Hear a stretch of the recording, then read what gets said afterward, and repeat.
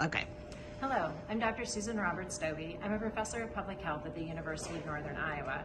Our students in public health run the Community Action Poverty Simulation every fall for students in the College of Ed who are preparing to student teach in the following semester.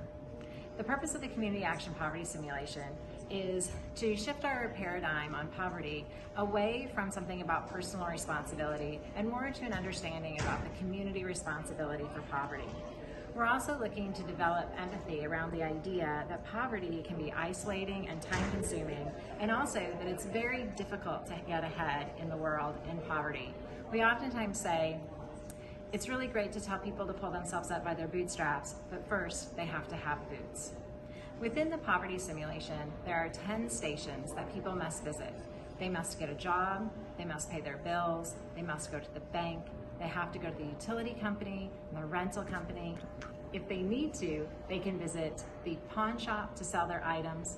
We also have a child care center, an interfaith center, which is very much akin to like the Salvation Army that will help people with their needs, and also a place that's like the food bank that can help with food and housing.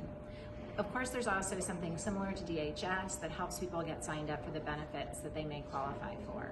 As people work through their month in poverty, which is 4 15-minute weeks, they experience some of the difficulties and find out how difficult transportation is, find out how difficult getting a job is, find out how difficult it is when you get stuck with a bill. All of a sudden, that's a surprise when they pull a card from a deck to find out what their surprise is, good or bad.